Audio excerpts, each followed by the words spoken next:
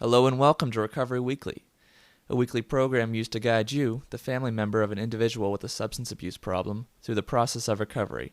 I'm your host, Scott Kalane, joined as always by licensed alcohol and drug counselor and a nationally certified addiction specialist from Northeast Addiction Consultants, Ian Koch. Thanks for joining me today, Ian. Absolutely. We should start by mentioning a couple things about the show. First off, that it's interactive. So at any given time, if you want to submit a question to us, you can do that by checking into the chat feature to the right of the screen here and entering a nickname, so this will all be done anonymously, and then you can submit your question from there, and we'll field it as quickly as possible. Secondly, as this being the internet and all, there's always going to be maybe a technical difficulty from here and there. So if that happens, please stick with us, as the site will probably be up in no time again, but in the meantime, this is being recorded live, and it will be posted in the blog section of northeastaddictionconsultants.com. So whenever the show's done airing, go and check back there, and you'll be able to watch the whole show again. So, Ian, I was thinking we'd start out by, explaining a little more about your background in the field of addiction and how you got started. It's a good question. I this question always, I think, boggles my mind. I guess it started probably when I was in college getting my bachelor's degree. I didn't really know what I was doing, um, and I was actually seeing some counselors myself for different issues, and I had this brilliant idea that I could probably help people pretty well. So, I started to go to school and I switched my major into social work, and I started out at different like youth centers, and I was on the drug and alcohol advisory committee at Champlain College up in Vermont, and I enjoyed it. Meanwhile, at the same time, I was also, getting arrested and using drugs and drinking extremely heavily, and my life was chaos. But I thought that since I was doing that stuff, I could also help people. I don't know what I was going to help them with, but it was a good idea at the time. And little by slow, I started to move in that direction. And even in college, as college progressed, I was going to different trainings and learning about addiction while I had drugs in my pocket and, was drinking to blackout in the evening. Eventually, one thing led to another, and one arrest led to another arrest, really is what it was. And I had no other option but myself to get sober. And I really just tried to try to get a job in the field of social work and addiction. And I wasn't hireable. Nobody wanted anything to do with me. So I took another landscaping job, got sober, cleaned up, went back to school, and got into working with some youth, and then started at a detox. And it was really at the detox when I really started to see what addiction does to people. I think my eyes opened a little bit to what was happening to myself, and what I caused my family to go through. But it was also on a bigger perspective, seeing, how many people are really affected and how many people don't want to talk about it. And that there really are answers that are out there, and there's a lot of misinformation. So, So let's get into specifically what your educational journey, from the get-go, exposed you to. Like, what you said, you went to detoxes and rehabs, and you were seeing individuals that were, probably down and out at that point, had lost all hope, and you were able to relate to that, you're saying? well, not even so much. I mean, yes, relate, but Mm, more on a level of education. I found myself really being able to connect and explain okay. things to people, and as I got into school and my master's degree, and the thing with addiction is that there's so many theories out there. They know that addiction is genetic. They don't really know how it's genetic, but they know that if you take the alcoholic family tree and shake it, that alcoholics will fall out of the tree here and there. Right. Drug addicts will fall out of the tree. They know it's genetic, but they don't really know why. They know that there's some stuff in the brain that works with brain chemistry that makes people want to use. But all that stuff is good and put aside. That doesn't necessarily get people sober. You know, Nancy Reagan's theories of just saying no, they don't Mm. work either. So what we have is an epidemic that is destroying, not even necessarily killing people, but destroying families, in the process. And what I've been able to do is utilize my knowledge from school and really explain things in a perspective that makes sense to people. And eventually I went back and I got licensed as an alcohol and drug counselor in 2 different states, as well as um, recently becoming a internationally certified addiction specialist. So I really have an understanding of what's going on and how this stuff works and how it works in families and relates to people. Okay, great. And what type of individuals do you think are you most trying to reach out to with this show here? Who? I mean, with this show, really anyone for that matter. Mm. I mean, ideally family members who, are struggling, maybe want some answers or kind of afraid to make that step and make that first call. It could be professionals who are looking to get a different perspective or broaden their perspective. It could be the addict or alcoholic who's, just kind of doesn't want to seek help anywhere but wants some information. Great. Okay. And I figured we'd start explain again the interactive part of this show. If anyone is tuned in right now, to the right of your screen there is a chat feature that you can type in a nickname at any point and submit a question after that. Um, so Ian, once you started, getting into this as a career, and really getting a feel for it, what kind of experiences have you had with people, individuals that you've seen like recover, and what is that like to watch someone in the early stages of when they might still be relapsing or is very aloof in the whole addiction scheme? Well, I think the problem is people don't understand addiction in a way that makes sense, right?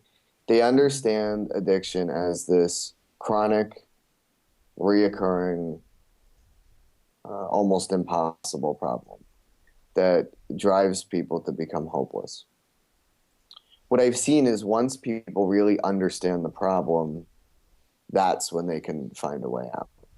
If they don't really believe, like, I love to do analogies with an automobile, and I think that the car, for some reason, is really a great thing to do analogies with. But it's like if I'm driving down the highway and I start to hear a thump thump thump thump, I could do one of two things. I could think nothing of it and keep driving, and eventually I might hear a grinding noise, and really have trouble steering. Or I could pull over, right? And I could pull over and I could assess the situation. And as I'm walking around the car to see what's wrong, I realize I have a flat tire. Well, I knowing I have the flat tire doesn't mean the flat tire is going to get fixed. It just means I know I have the flat tire, right?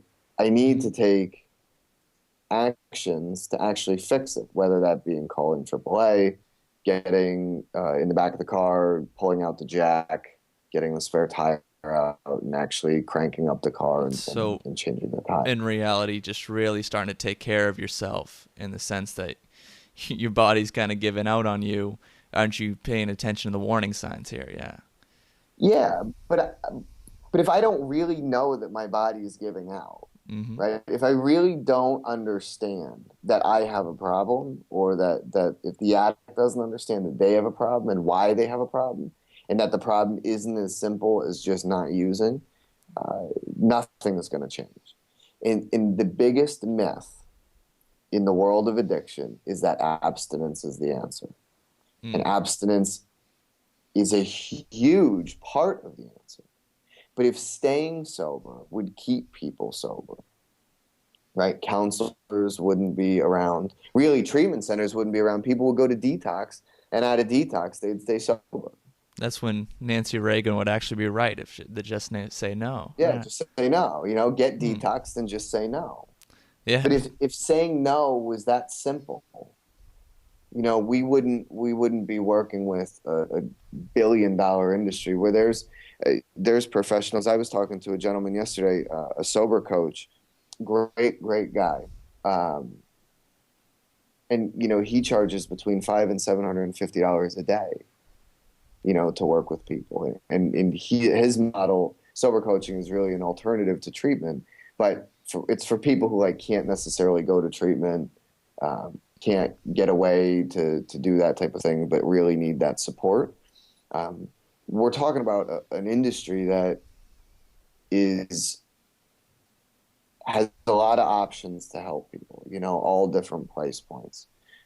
Insurances are not covering things anymore because it's a reoccurring illness that is based really on one thing, and that's the addict's willingness or the alcoholic's willingness to take initiative.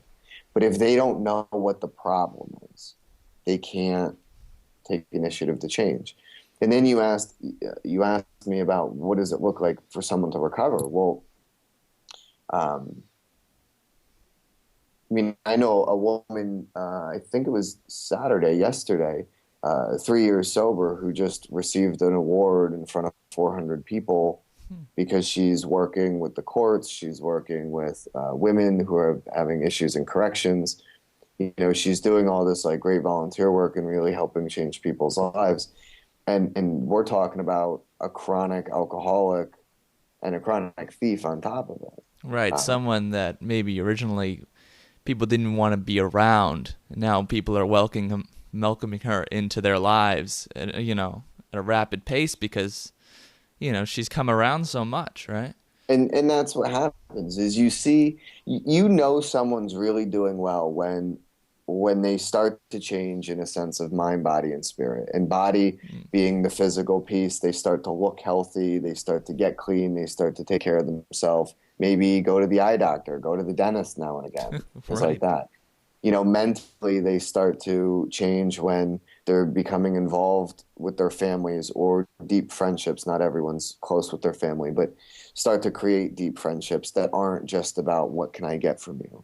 And on a spirit level where they start to be a part of society instead of just seeing what they can get from society, but seeing what they can contribute to society. And that's really like that's what Northeast Addiction Consultants is founded on, is the idea of that, it's a give or take. Our costs in the grand scheme of addiction treatment, getting help, consultation work, were fractions of what other places are charging, fractions. And we're trying to provide this free service with our blog that has a lot of articles on there, as well as this radio show, because I mean we're talking about a business that, as sad as it is, repeat customers are good. Right. And that's terribly unfortunate, but that's kind of what a lot of these people hope for. They're just like a funeral home hopes for dead people, and they, repeatedly get it. This is, the relapse is money in the bank for, a And, doctor or a physician that's like treating it. and I don't think, like, I can't honestly say that any facility out there is saying, oh, I can't wait for them to relapse and come Right. back. Like Right. I don't believe that that's the case. I would be extremely disheartened if we actually lived in a society like that. Mm. And I don't think that's the truth. However, there is a sense of truth behind, if someone does come back, more than once, it's on the business model, it's better business. Mm. You know, I don't believe that relapse has to be a part of recovery. That I don't believe that to be true. I know a lot of people that's not their experience. It always comes down to two things: knowing what the problem is and having the willingness to take initiative to change. And it's that first piece, that knowing what the problem is, that really helps people. I mean, when I was doing some lectures at a psych hospital the past 6 months. Every Tuesday I did a lecture on what is the illness, and every Tuesday, if there was 15 people in that room, 14 out of 15 understood what I was talking about. If there was 30 people in that room, 28 out of 30 understood what I was talking about. They identified it, they experienced it, they understood how to experience it. And it's understanding that you have a problem, which is going to generate the willingness to change. Well, I You know, think, under Go ahead. yeah, for a lot of people, addicts coming up early, I know for myself, even personally, it was a matter of not feeling like I'm the one to blame, for once, and just seeing that there's a greater problem involved here, where I'm not just the bad kid in the family. I'm the bad kid because of this problem here. And if I fix this, I can also help fix, change what's really wrong with me. It's kind of exacerbates one thing and then the other, like the alcohol exacerbates my temper or something, where people don't even realize that their temper would be much, more in control if they could just get a hold of, the other thing. Well, Is, is that partially it? yeah, I Mm. mean, it is partially it, but then that also begs the question: is why do people relapse? Mm. Like Yeah. if the problem is alcohol, if the problem is a flat tire, fix the flat tire, get rid of the alcohol. Problem solved. But say if you just patch the flat tire, and it still continue to leak air over time, and then eventually you're right back to being a flat tire again. That's what I kind of think I was saying with it, as far as I, you stop drinking for a while, but then that creeping habit comes right back on you, the impulse or whatever. Yes. And finally, you're right back where you started. You don't even know how you got there. But that's what you were saying, where being informed and seeing the problem for what it really was. And I think that's crucial. That's really just to fully understand what you're dealing with, the size of this monster, that has been torturing you and your family for the longest time, to finally get it out of the closet and find out exactly what it's made of, and then from there, everyone can work together. Exactly. And that's the common belief, is that if somebody goes to treatment, they will treat the problem and they will be okay. Um, I had a family member give their opiate addict son a Vicodin because he had a headache after he went through treatment. Now, in all good intentions, right? They weren't trying to cause a relapse. They weren't trying to. But then again, too, you got to ask the kid, right? Well, if you went to treatment, you should know. You should be But checking that's exactly every that. Yes, thing that gets put in your hand. You should be looking yes. it up online. Well, he knew. I mean, he knew Oh, exactly what it was. right. He knew exactly what it was. But the thing is the illness. It doesn't matter if the person's got the problem. Just knowing they've got the problem isn't doing anything. I can get out of the car and say, "Oh, I got a flat tire. This is terrible." Mm-hmm. That doesn't going to fix it. Right? Right. Treatment. One of the problems, the misconceptions in the industry right now, is that treatment treats the problem. Treatment, it doesn't necessarily, like a 30-day program doesn't treat much. It gives, it does a lot of good stuff, right? It really does. I mean, it gives the addict a safe place to be. It gives them supportive people to talk to process some issues. It gives them a place to relax, get away from the world, get physically healthy, right? Let their brain clear up, which is crucial, crucial, Mm-hmm. crucial for somebody getting sober. But it doesn't actually treat addiction, right? It's the long-term facilities, the 90-day programs, the year-long programs. where those people have the ability to start to treat the addiction. Because I can Um, imagine in the 30-day facilities, they're just barely making headway by the time the person's off and running again. So they're like, okay, you're free to go, and they really haven't done that much work beyond convincing the person to stay sober in the first place, and then finally, and think about it, you yeah, had 60 clients. mm, I mean, really, like treatment is that internal, individual, deep work, right? With a really good therapist, typically cognitive behavioral therapists, motivational interviewing counselors, um, good therapy, right? You also have symptoms displacement counseling, which is very, very good. If you're looking at more of a 12-step model, doing the 12 steps with a sponsor, actually working the 12 steps, not reading them at a meeting, not reading them on the poster board, but working the 12 steps, that's that internal work, right? And that doesn't happen at a lot of places. They just don't have time. It's not that they don't want to. It's they don't have time. What a lot of facilities do is give education.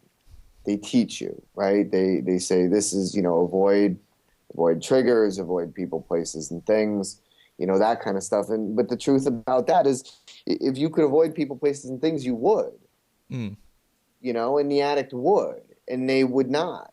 I mean, I was in Burlington, Vermont for a long time, and I worked with the homeless, and the downtown park in Burlington was like their hangout, right? City Hall Park. And then everyone says when they get sober, okay, well, stay out of the park, stay out of the park. Well, they get let out of detox, and where's the first place they go? right, The the park. park, yeah. If they can't stay out of the park. They might want to, but they can't, right? That's called being powerless. And it's like when you've lost everything and you still don't have that willingness to really change, what are you going to do?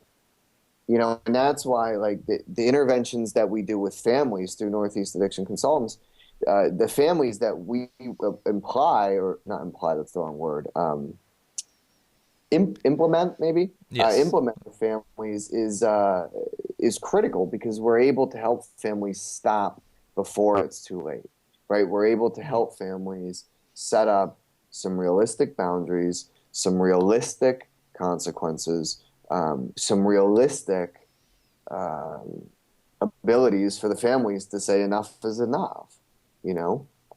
I can't tell you how many times that people actually get and stay sober when the end is near, when the end is Right. near. But it's like, if the light is not at the end of the tunnel, they're not going to walk towards it. It takes a certain amount of desperation at times too, right, for that to really hit home. For some people, I think, or for a lot of people actually, when you're not at the point of that everything's lost just yet, and that you're like, well, if I could just manage this, I'll be able to continue on. But I think that's really when people hit a wall. It's because they fail time and time again trying to manage their addictions, and they don't realize they need outside help. They need someone like Northeast Addiction Consultants to come in and just kind of guide them through it. It's a very Well, difficult time. and we guide the families, right? We Yeah. guide the families, because Right. the families the families want to manage it, right? And the families want to help, but unfortunately, families don't do a great job of that because they're too emotionally involved, right? So good coaching the family through what needs to happen, and Mm-hmm. helping them to take actual initiative and like stick by their guns. I believe in tough love, but I believe there's a very specific way to apply it, and it's very circumstantial to everyone, right? There is no like one way to like apply tough love, because if you're not careful with what happens, all you do is push the addict completely So, away. and you basically get a feel for the situation first, right? And give them Yeah, advice based off of that. yeah. Yeah, so it's not just a script. Great. So, Ian, as the show evolves, what can viewers come to expect? Can we have live guests at some point, or stories of personal recovery? What can we come to expect?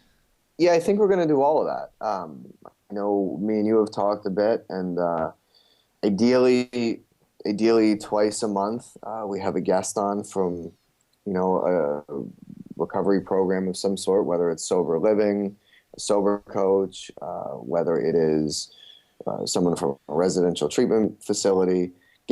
We want to get some people on and let them share their experience with the different types of programs that are out there, the different types of help that is out there.